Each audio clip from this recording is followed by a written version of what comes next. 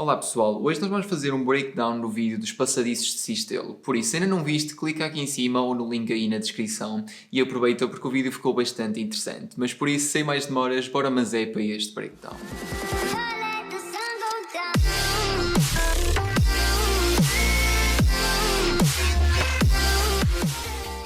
Então pessoal, vamos começar com as gravações. Eu não conhecia Cistelo porque eu nunca tinha ido lá, por isso eu não conseguia simplesmente fazer uma shotlist mesmo completa ou super detalhada.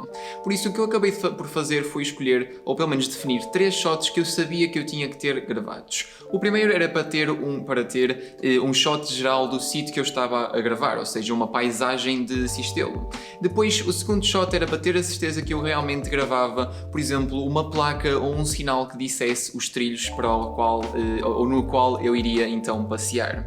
E por fim era pelo menos um shot meu a andar. No fim eu acabei por fazer muitos mais porque eu realmente queria dar contexto de que eu estava a caminhar então num trilho. Então, quando nós chegamos lá aos passadiços, eu primeiramente comecei a olhar para toda a paisagem, para primeiramente tentar gravar os shots que eu já tinha definido e depois tentar perceber como é que eu iria então fazer o vídeo. Então, há um conceito que eu adoro seguir e que literalmente faz parte de todos os meus vídeos cinemáticos, que é o conceito de história. Ou seja, para mim não existe um vídeo, ou pelo menos um vídeo não consegue ser um bom vídeo se esse vídeo não tiver então história.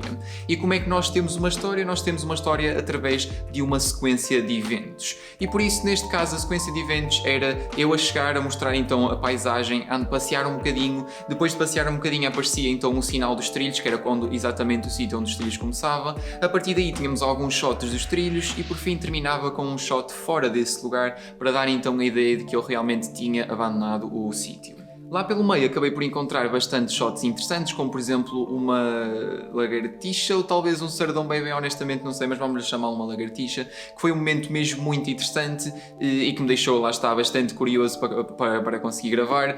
Também outros shots, por exemplo, de uma pequena cascata a cair um pouco de água que eu realmente nem sequer fazia a menor ideia, mas estava ali mesmo a fazer barulho e estava mesmo bonita.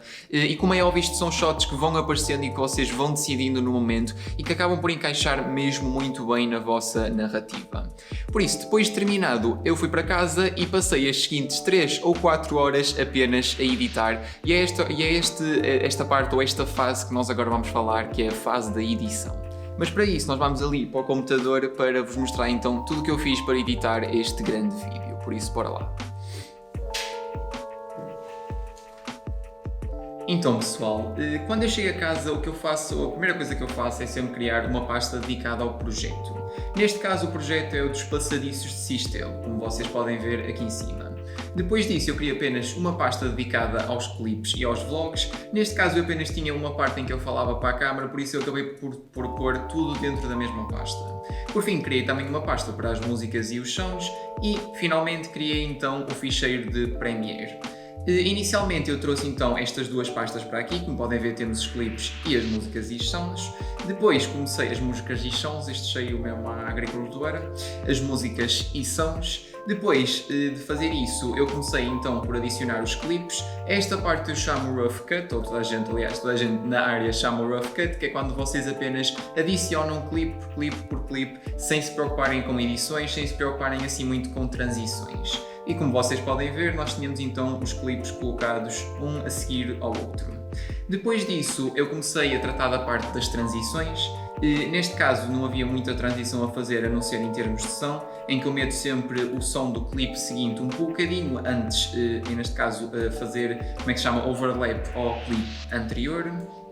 E como podem ver aqui, eu penso que é nestes dois clipes aqui, exatamente, eu fiz aqui uma pequena transição porque quando eu gravei estes dois clipes eu queria que eu tivesse uma transição a descer, neste caso para baixo, também se fosse subir para baixo também seria um bocadinho estranho, neste caso a descer para baixo, como vocês podem ver, deixem-me só passar, e se vocês repararem, parece que do nada ele acelera em termos de velocidade, neste caso do vídeo. Ok, ele acelera porque basicamente isto permite tornar a vossa transição muito mais seamless, ou seja, quase que vocês no vosso cérebro não têm capacidade como é que se chama, de racionalizar ou de sequer perceber o que acabou de acontecer. A única coisa que vocês veem é que do nada já está noutro clipe diferente e isto lá está, é uma boa forma de vocês fazerem transições sem se perderem, no caso, na transição, porque imaginem que eu tenho apenas, neste caso, um corte daqui para aqui.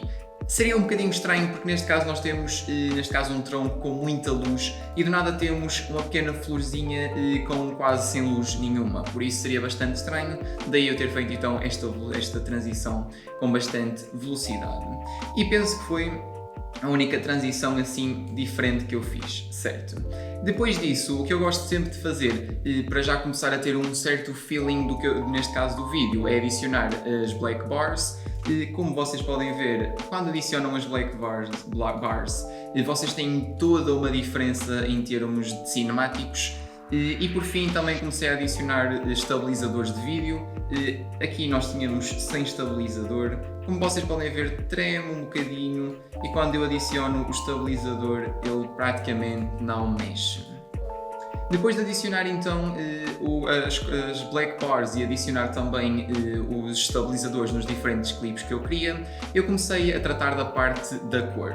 E como vocês podem ver, isto era antes sem cor nenhuma, isto é com cor, também podemos pegar no outro clipe aqui, deixa-me ver um clipe fixe. Eu acho que este aqui até é dos melhorzinhos, em que nós estamos quase sem cor nenhuma e do nada temos imensa cor. E por fim, depois de fazer tudo isto, eu passei para a parte do som.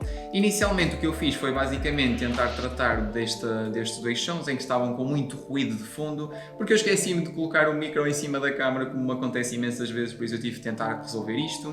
Depois fui ao Free Sound e ao Epidemic Sound procurar efeitos de som, que adicionei tanto em termos de natureza, como de vento, de passos, e muitas outras coisas relacionadas então com o tema. E por fim de ter feito tudo isto, procurei uma música. Neste caso eu queria uma música que seguisse muito, ao mesmo tempo uma espécie de movimento rápido, mas que também fosse assim bastante misteriosa. E como vocês podem ver, acabou por ficar esta. E depois de fazer tudo isto, o que me faltava era então fazer uns certos movimentos que eu me tinha esquecido inicialmente nos shots estáticos. Como vocês podem ver, estes shots aqui em que eu estou a andar, tecnicamente eu não me mexo. Deixem-me só procurar aqui. Qual é que é o shot? O nome do shot? 5892. Ok. O meu PC parece que está a morrer, ok? Como vocês podem ver, o shot está estático, ele não mexe. E isto é bastante mau porque nós estamos a fazer um vídeo cinemático com imenso movimento. E se eu não adiciono movimento nestes shots, isto vai ficar um bocadinho estranho, por isso foi o que eu fiz. Como vocês podem ver, o shot está a movimentar-se para então não perder esta ideia de movimento. E por fim, depois de fazer isto tudo, eu dei, export ao vídeo, comecei a fazer algumas pequenas alterações que eu achava que realmente tinham ficado um pouco mal e terminei assim a parte da edição. E depois adicionei também esta pequena parte da subscrição que eu adiciono na maior parte dos meus vídeos. E penso que é isso. Em termos de dicas, não se esqueçam da parte dos black bars, que torna as vossas gravações muito mais bonitas. Grande cara aqui, fantástica esta cara, Jesus, fiquei mesmo bem. E acho que é isso, acho que em termos de edição está tudo e não me estou a esquecer de nada. Mais uma vez eu disse-vos que fui buscar então os sons ao Free Sound, que eu vou deixar aí os links na descrição, e ao Epidemic Sound, que são dois. Neste caso o Free Sound é grátis e vocês podem utilizar à vontade, só têm que criar uma conta. O Epidemic Sound já não é grátis, é um pouco, têm que pagar um pequeno dinheiro por mês.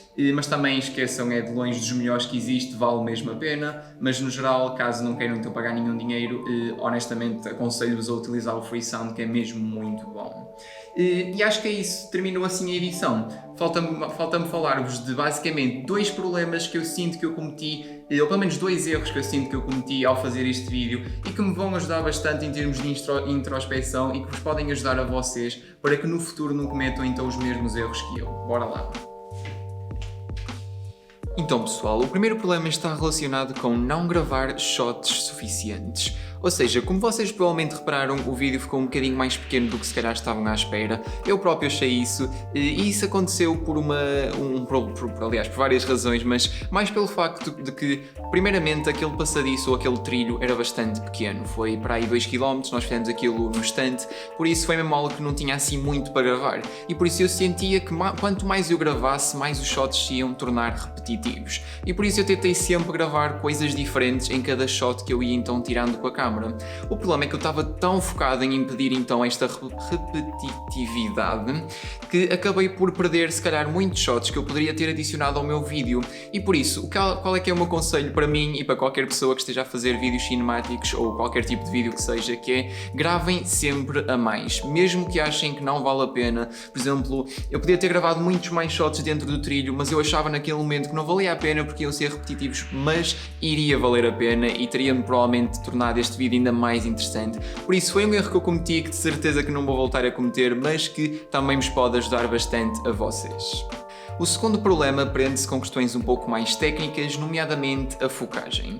Então, como vocês viram naquele shot da lagartixa, que foi um dos meus shots preferidos e que eu estava mesmo empenhado a tirar, ela ficou um pouco desfocada e isso estragou completamente a gravação. Ainda assim eu coloquei no vídeo porque eu achei algo mesmo muito interessante. Mas porquê é que eu cometi esse erro? Eu cometi esse erro porque eu estava tão perdido no momento a ver aquela lagartixa simplesmente olhar para mim, eu literalmente a aproximar-me dela e ela não fugia nem por nada, apenas ficava ali a olhar para mim, bem perdida da vida. Eu estava a achar mesmo piada aquele momento que eu nunca em tempo algum me lembrei de olhar para a gravação, ou seja, para a câmara e ver se as coisas estavam bem focadas. Só depois de gravar e dela fugir é que eu reparei, porra, isto ficou tudo desfocado. Por isso, qual é que é o meu conselho para mim e para vocês? É pura e simplesmente estejam atentos ao que estão a fazer. Claro que perdermos um pouco nestes momentos é sempre bonito porque é sinal de que nós não estamos perdidos dentro de uma tecnologia e estamos atentos a tudo à nossa volta, mas naquele caso eu poderia muito bem estar atento ao momento, ao mesmo tempo que poderia estar um bocadinho mais atento então ao que eu estava a fazer na minha câmara, e foi um erro que eu cometi que basicamente estragou o shot. Eu ainda assim achei, como eu disse, bastante interessante e acabei por colocar na mesma, mas como é óbvio teria feito toda a diferença se eu realmente tivesse conseguido fazer aquilo. Por isso, da próxima vez, está mais atento, Simão, e vocês também.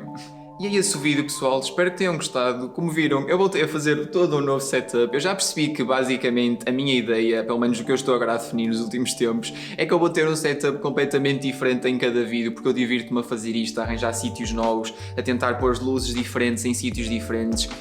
Caso não saibam, eu neste momento estou a pé e por isso eu tive de pôr um banco debaixo do meu tripé, porque ele não é alto o suficiente. Isto é o que dá a ter 1,83 m, mas a verdade é que eu curto bem de fazer esta cena, ter setups diferentes.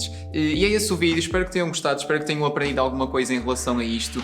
Eu estou a planear fazer um vídeo sobre dicas para fazer vídeos cinemáticos, que acho que seria bastante interessante, só que é um vídeo que eu quero fazer lá fora e digamos que nos últimos dias está sempre a chover e raramente consigo arranjar um bom dia. E nós estamos no verão, por isso imaginem bem o problema de estar aqui em Viana. Mas é isso, pessoal. Obrigado por terem visto. Não se esqueçam de comentar, de subscrever, de colocar um gosto e de ligar. Como é que se chama? Não é bem ligar, é clicar no botãozinho das notificações. E é isso mesmo. Obrigado por terem visto e fiquem bem, pessoal.